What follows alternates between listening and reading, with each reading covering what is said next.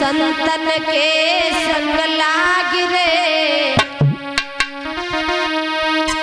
कि संतन के संग लाग रे, तेरी अच्छी बनेगी संतन के संग लाग रे।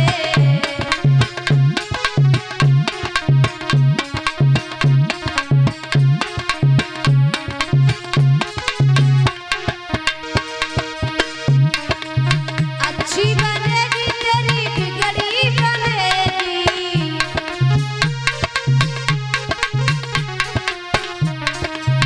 अच्छी बनेगी तेरी बिगड़ी बनेगी।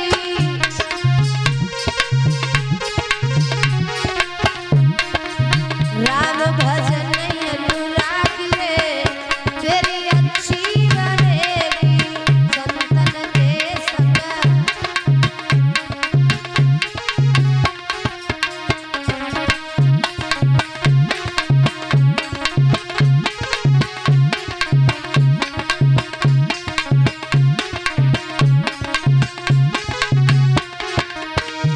और कहा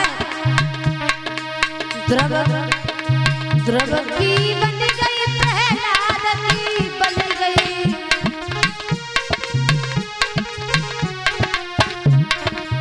द्रव की बन गई प्रहलाद की बन गई।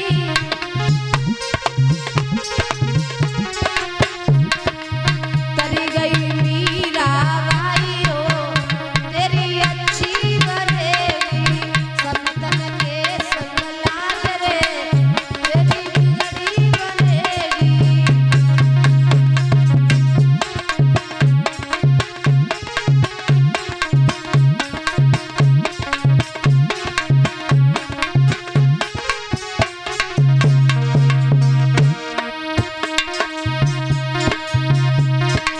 गड़िका की बन गई अजामिल की बन गई,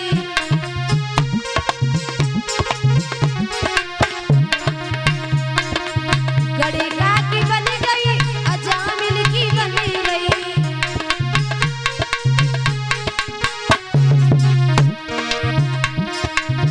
तरी गयो नंदा नाई हो, तेरी अच्छी बनेगी संतन के संग लाग रे, तेरी बिगड़ी बनेगी।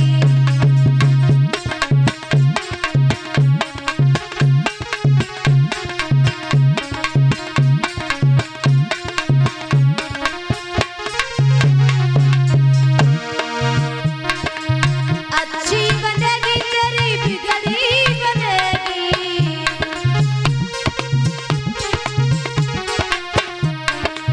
राम भजन अनुराग रे, तेरी अच्छी बनेगी।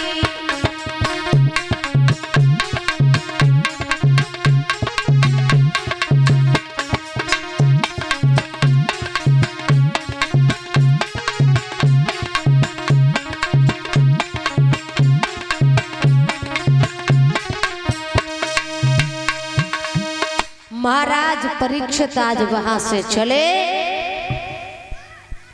जिस समय धीरे धीरे संतों के बीच में भगवान की हर चर्चाओं का रसपान करने के लिए भक्तों उधर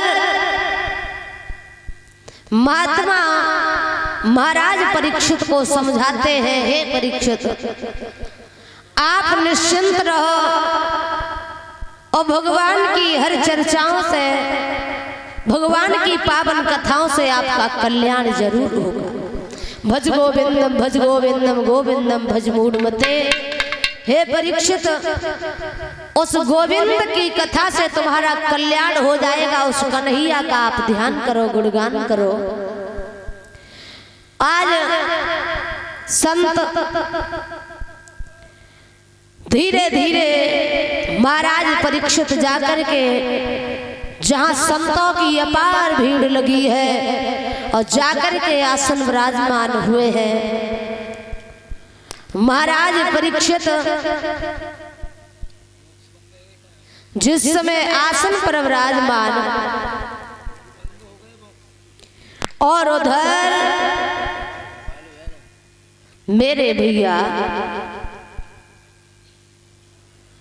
श्री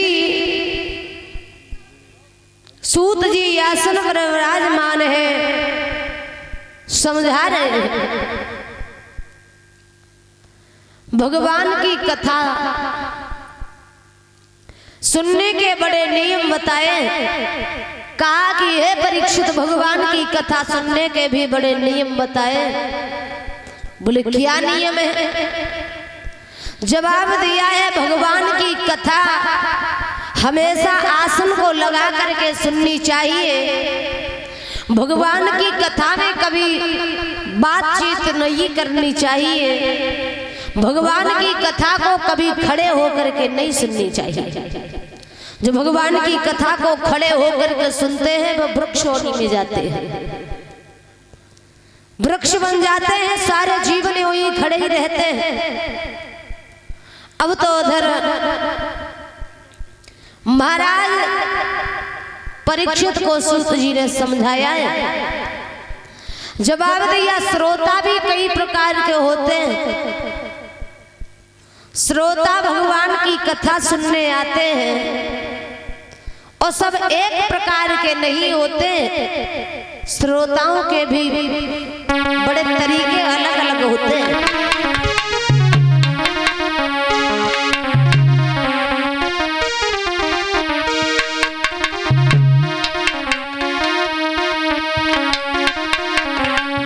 कि श्रोता सब श्रोता रूप नहीं, और कुछ सोते और सरोते।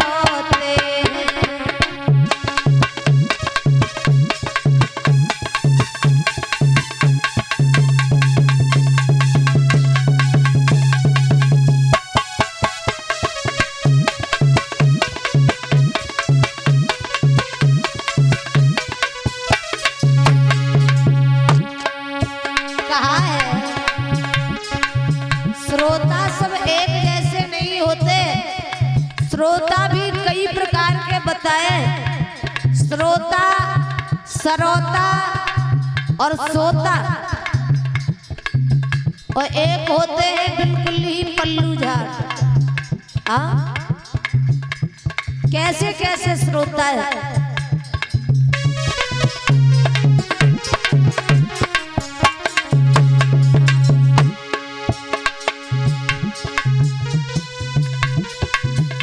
श्रोता सब श्रोता रूप नहीं, कुछ सोते और सरोते हैं। इसलिए कथा सुनने के भी फल नहीं एक से मिलते हैं।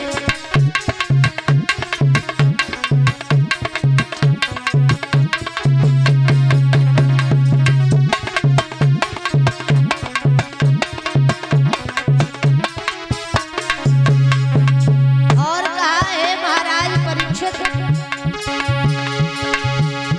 कुछ लोग कथा में आकर के बैठे बैठे सो जाते हैं। कुछ कथा सुनन के बदले में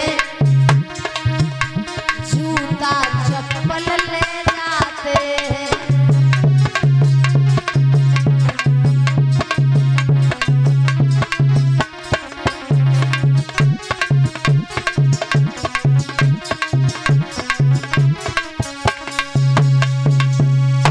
कहा है श्रोता भी ऐसे होते हैं। कुछ लोग कथा सुनने के मकसद से आते हैं, चलो भगवान की कथा हो रही है सुनेंगे, कुछ कल्याण होगा जीवन में। कुछ लोग आए बोले टाइम पास नहीं होता है, चलो पंडाल में घूम के देखेंगे क्या है। कुछ लोगों ने विचार किया चलो आज कथा हो रही है और शास्त्री जी नए पहली बार आए हैं, देखेंगे कैसे उनके ढोलक मास्टर कैसे है, चिमटा वादक कैसे कैसे कैसे। कुछ लोग तो इसके मकसद से आते हैं। और कुछ लोगों ने विचार किया चलो कथा हो रही है, और पैरों की तरफ देखा तो सोचा चप्पल भी पुरानी हो गई तो पुरानी छोड़ जाते हैं और नई नई हिसाब किताब कर ले जाते। बोले यहाँ नहीं है ऐसा कुछ, यहाँ नहीं है। हो जाता है कभी जानबूझ के, नहीं तो धोखा हो जाता है। ये तो आन है, चप्पल एक दो तो खोनी ही खोनी है। हाँ, क्योंकि कुछ लोग आए भगवान की कथा में, वक्ता का ये वक्ता जो होता है, वक्ता तो पागल होता है, उसका नाम ही वक्ता है। और वक्ता जो अपने मुंह से शब्द कह रहा है तो उसका हर शब्द अच्छा भी नहीं होता। 1000 शब्द वक्ता कहता है तो कोई शब्द ऐसा भी होता है जो न सुनने के लायक होता है। तो श्रोता का ये फर्ज बनता है कि वक्ता जो भी कह रहा है उसे ध्यान से सुनना चाहिए। और फिर उस वक्ता का ये नियम बनता है कि अच्छी बातों को धारण कर लेना और खराब बातों को तर्क न करना, उससे न सुनना, ध्यान न देना। सूप जैसा स्वभाव होना चाहिए वो होता है श्रोता, और जो जरा जरा सी बात पर कुतर्क करने वाले होते हैं सरोते, जो छोटी छोटी बातों पर तर्क करते हैं। यह गलत है भगवान की कथा में, क्योंकि भगवान की कथा तो अनंत है। कहते भी है हरि अनंत, हरि कथा अनंता। भगवान की कथाएं अनंत है, लेकिन कथा वही है। और कथा को कोई किसी तरीके से कहता है, कोई किसी तरीके से कहता है। कथा वही है, लेकिन कहने का तरीका अलग अलग है। तभी भगवान की कथा में कभी तर्क वितर्क नहीं करनी चाहिए। भगवान की कथा में कभी छोटा बड़ा जात पात नहीं मानना चाहिए। भगवान की कथा में कभी अपने धन का, अपने बल का, अपने विद्या का, ज्ञान का कभी अभिमान नहीं करना चाहिए कि हम सबसे ज्यादा पंडित हैं, हम सबसे ज्यादा विद्वान हैं। यहाँ दरबार है भगवान का, सब एक समान है, कोई छोटा बड़ा जात पात नहीं मानी जाती है। या भगवान की कथा हो रही है, वहां सब एक समान है। क्योंकि महाराज परीक्षित हरि की कथाओं में अपना ध्यान लगाते हैं और भगवान की कथा को श्रवण करने बैठ जाते हैं। एक श्रोता ऐसे होते हैं कि वो कथा तो पूरी रात सुनते रहे, पूरे दिन सुनते रहे, और जब आरती हुई और प्रसाद लिया उन्होंने, और प्रसाद लेके उन्होंने हाथ पैर झाड़े और चल दिए। रास्ता में पूछा भैया आज किसकी कथा हुई? बोले कथा तो हुई, सुनी तो थी, लेकिन ये नहीं मालूम आज काहे की कथा हुई। कथा तो हुई लेकिन ये नहीं मालूम आज क्या हुआ। यानी जो सुना इस कान से सुना और इधर से निकाल दिया, पल्लू झाड़, कोई मतलब नहीं निकला। श्रोताओ, महाराज परीक्षित को संतों ने समझाया है, परीक्षित ये भगवान की कथा कोई साधारण कथा नहीं है, ये मुक्ति का साक्षात परमात्मा ने द्वार बताया है। इसके सुनने से व्यक्ति को मोक्ष की प्राप्ति होती है। भगवान की कथा को आप सुनो, आपको श्राप से छुटकारा जरूर मिल जाएगा। क्योंकि कहते भी हैं केवल मुक्ति का यत्न जीवन में कोई न कोई जरूर करना चाहिए। कि मुक्ति का कोई तो यत्न कर ले, मुक्ति का कोई तू यत्न कर ले, रोज थोड़ा थोड़ा हरि का भजन कर ले, रोज थोड़ा थोड़ा प्रभु का भजन कर ले।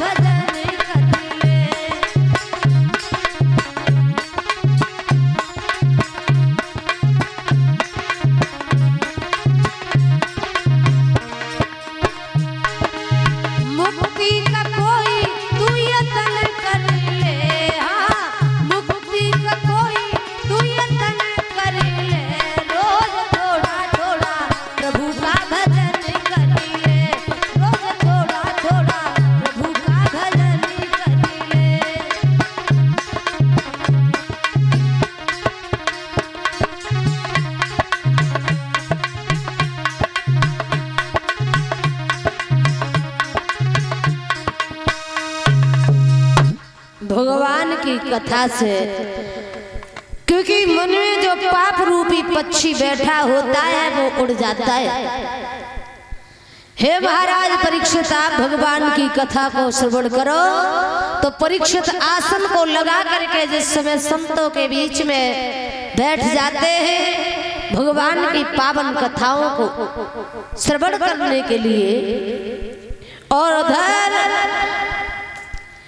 उन्हीं के बीच में व्यास के पुत्र सुखदेव जी का आना कैसे हुआ। इन सुखदेव जी को किस तरीके से व्यासपीठ का अधिकारी बनाया है, और कैसे ये व्यास के पुत्र सुखदेव इनके बीच में आते हैं जो भगवान की पावन कथाओं को श्रवण कराते हैं। उससे पहले भैया जी के द्वारा